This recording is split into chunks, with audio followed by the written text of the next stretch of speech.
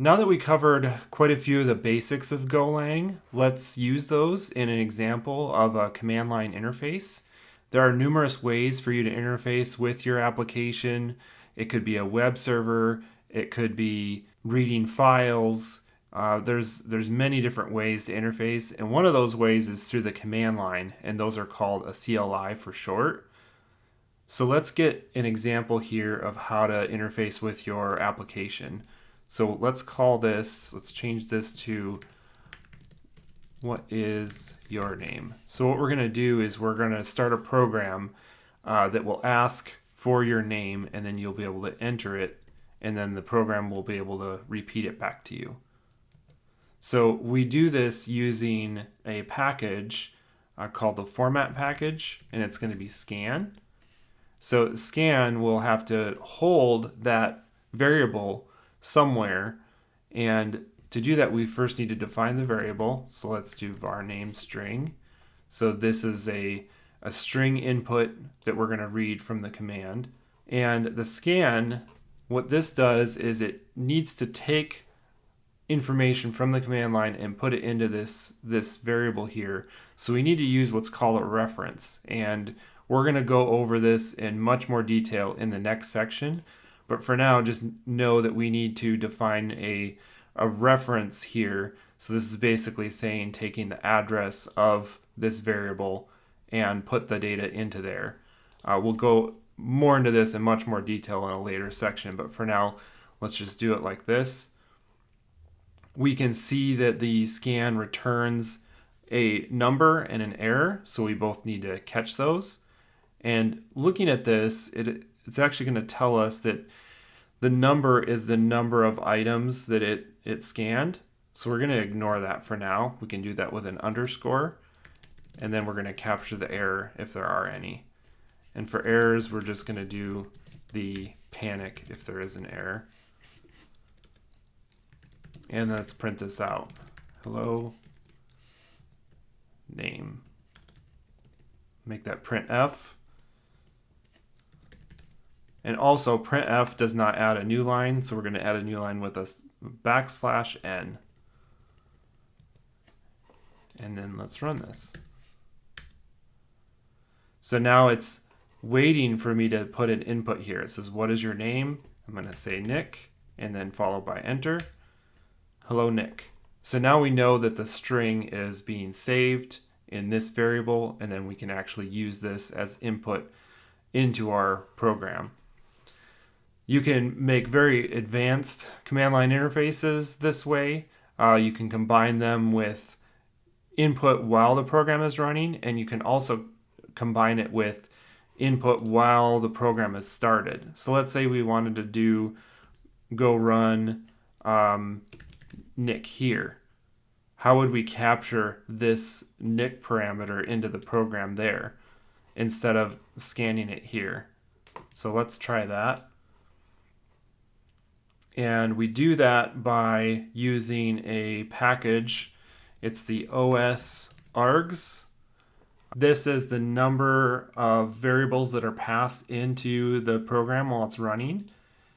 And again, we're going to go over this in more detail, but this is a string array, or also called a slice. And we'll actually talk about the differences of those in this next section. What is actually passed into the args here, let's see what is happening here. So we're just going to print this out, and we're actually going to delete this part here. Now this looks a little bit archaic here, but this is actually the first parameter. As you can see, there's no spaces in this whole section here. This is the actual program that's executing right now. And because I ran with go run, it's actually building your application, then it's storing it in this location, and then it's running it there. And then when the program exits, that's when it actually deletes the file, so it's no longer there. So you'll see that our actual argument Nick is here on the end. So if we wanted to capture just Nick, we could say OS args 1, because this is the 0 element is the first element, and then the 1 element is here. So let's see what happens when we do this. So now we also captured the name here in this variable. Let's expand upon this and write a addition application. So let's say we want to add two numbers together. How would we do that? Well, we would need to capture two variables instead of just one here. So we need args1 and then also args2. So if I say go run and I want to add 1 plus 2, let's see what happens. We captured the first one here, but we need to get the second one as well. So again, let's go back up here, os args, and we can print this out, see what happens. So now you can see that 1 and 2 are both there. So the way I like to program is I like to do it in an iterative approach where I'm capturing and then I go back and refactor to make it look nicer. So let's do it in that method here. So the first one we want to capture is the left side. So we'll do os args 1, and then the right side will be os args 2.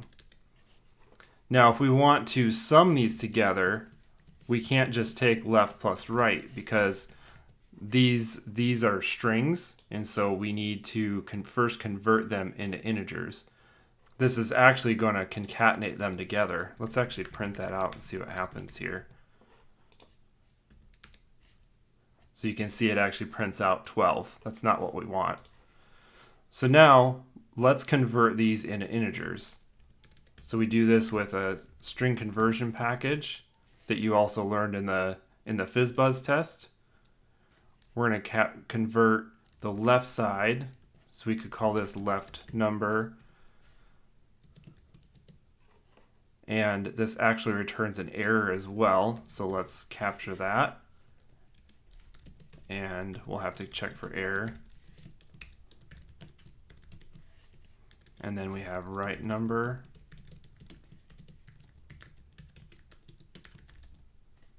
Oh, extra parentheses.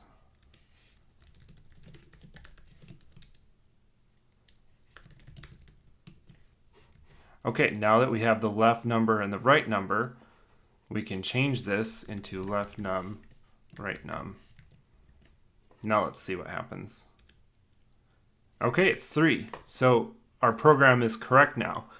Now what I like to do is I like to come back and I like to refactor this so it looks nicer. So first of all, we can remove that string. And one way is we don't really need this left and right as a temporary variable here. We could actually just copy this since it's a single variable that's returned. We can put that here, and then we can take this one and put it there. So that's already cleaner. And then I can just change this to left and right.